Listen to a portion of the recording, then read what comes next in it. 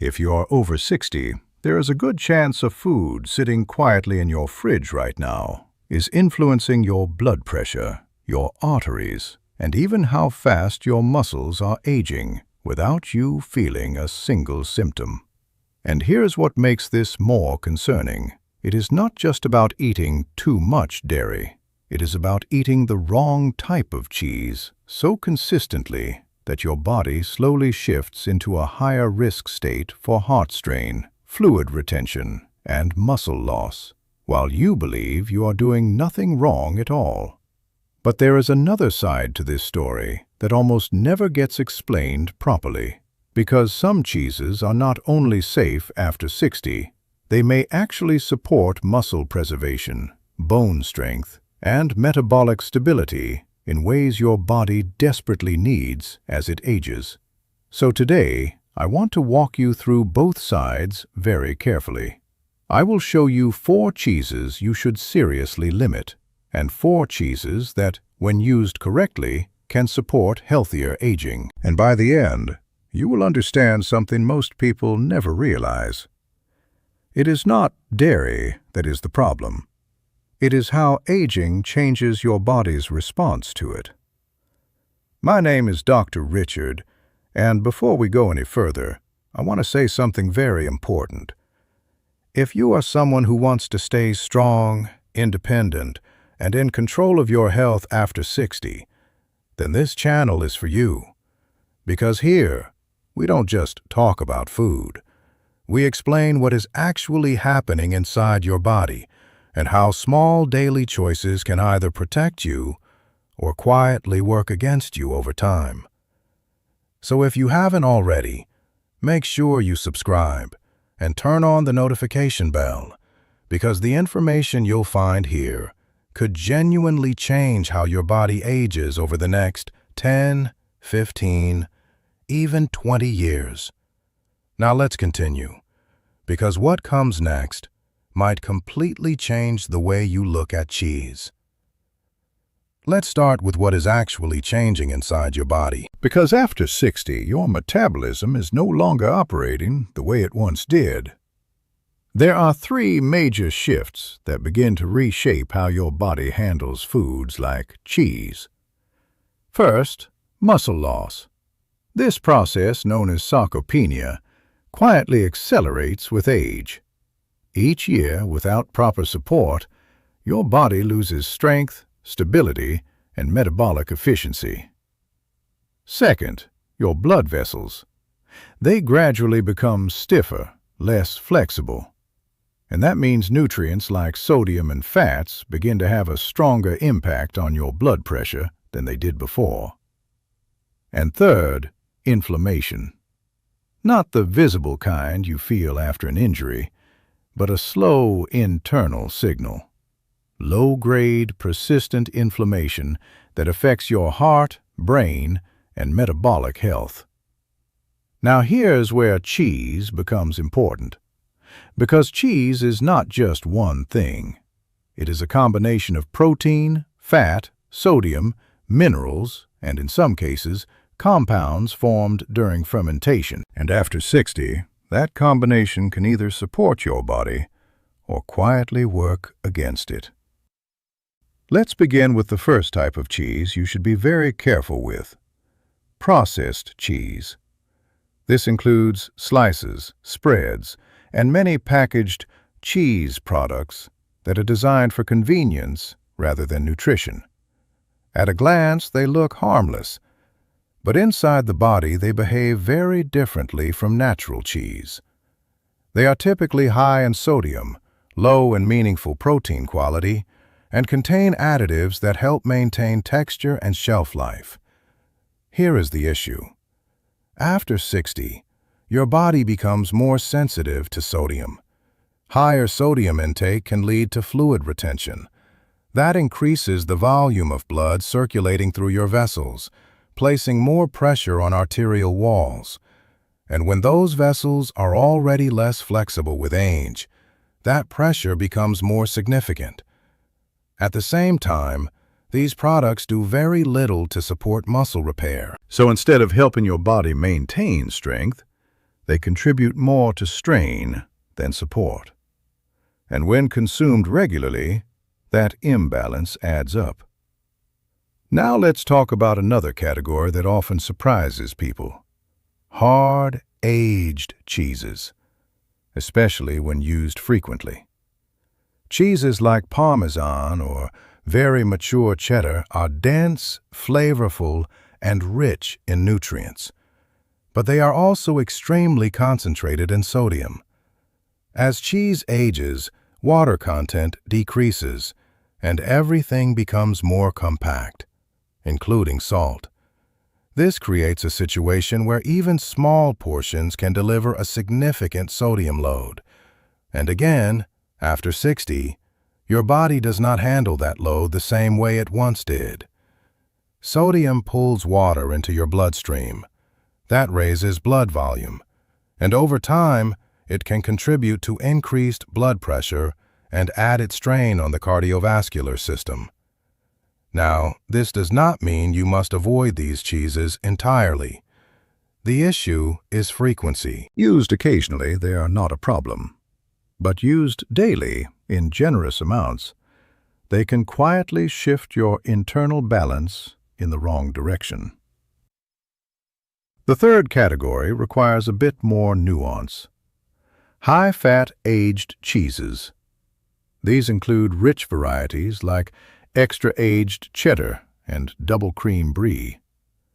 Now, saturated fat is not inherently dangerous in small amounts. But after 60, some individuals become more sensitive to it.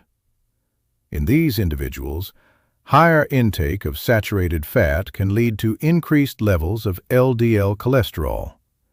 And LDL cholesterol, when elevated over time, can interact with the inner lining of your arteries. This process can contribute to plaque buildup, slowly narrowing the pathways your blood uses to circulate. It does not happen overnight. It is gradual. But it is exactly this kind of slow, silent change that becomes more important to manage with age. So again, the goal is not fear. It is awareness and moderation. And finally, there is a category that is often misunderstood completely: ultra-processed cheese-like products. These are not simply cheese with a twist. They are often reformulated foods designed for melting, texture, and shelf life, rather than biological support. They may contain refined oils, modified proteins, and additives that your body processes very differently from natural dairy. One of the key issues here is satiety. These products do not signal fullness effectively. So you may eat more without realizing it. And over time, that can contribute to excess calorie intake, weight gain, and metabolic strain, especially in a body that is already operating at a slower metabolic rate. So while they may be convenient, they offer very little in terms of real physiological benefit. Now here's where everything changes. Because many people hear this and assume the solution is to avoid cheese altogether. But that is not only unnecessary, it may actually work against you. Because certain cheeses provide exactly what your body needs after 60. High-quality protein, calcium, and in some cases, compounds that support metabolic balance. The difference is in how they are structured and how your body uses them. Let's start with one of the most powerful options: cottage cheese. This is one of the most efficient protein sources you can include in your diet. It is rich in casein protein, which digests slowly and provides a steady release of amino acids into your bloodstream. One of those amino acids, leucine, plays a key role in activating muscle repair pathways. You can think of leucine as a signal, a trigger that tells your body to maintain and rebuild muscle tissue. After 60, that signal becomes less responsive. So providing it consistently through foods like cottage cheese becomes extremely valuable. This is not about building large amounts of muscle. It is about preserving what you already have, which directly affects strength, balance, and independence. Next is mozzarella, especially fresh mozzarella. Compared to many aged cheeses, mozzarella tends to be lower in sodium. That makes it a better fit for individuals concerned about blood pressure and cardiovascular strain. It also provides a balanced combination of protein and calcium without being overly dense in saturated fat. So it supports your body without overwhelming it. And that balance becomes more important with age. Then we have ricotta, a softer, lighter cheese that is often easier to digest. This matters more than most people realize. As you age, your digestive system becomes less efficient. So foods that are easier to break down reduce the overall burden on your body. Ricotta provides protein and calcium in a form that is gentle on digestion, making it especially useful for individuals with sensitive stomachs or reduced appetite. And finally, Swiss cheese. Swiss offers a unique advantage. It is often lower in sodium than many other aged cheeses, while still providing a solid amount of protein and calcium. During fermentation, some of the lactose is broken down, which can also make it easier to tolerate for some individuals. So it becomes a more balanced option, especially when compared to salt-heavy alternatives. Now here is the part that matters most. This is not about removing foods you enjoy. It is about understanding how your body has changed and adjusting your choices to match that reality. After 60, your body becomes more focused on maintenance than growth.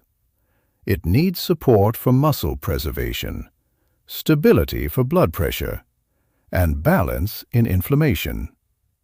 Some cheeses push those systems in the wrong direction when used too often. Others quietly support them when used correctly. And over time, those small differences shape how you feel, how you move, and how your body functions. So here's a simple way to think about it. Limit the cheeses that are highly processed, heavily salted, or overly concentrated in saturated fat when consumed frequently. And prioritize those that provide clean protein, moderate sodium, and better digestibility. You do not need perfection. You need consistency. Because it is the pattern of your choices, not a single meal, that defines your health over time. Before we close, I want to ask you something. Which type of cheese do you eat most often right now? And after hearing this, do you think it is helping your body or quietly working against it? Let me know in the comments. I am Dr. Richard. If you found this helpful, make sure to like this video, subscribe to the channel, and share it with someone who needs to hear this. Because sometimes, the smallest changes in daily habits create the biggest differences in long-term health. Take care of your body. It is the only place you have to live.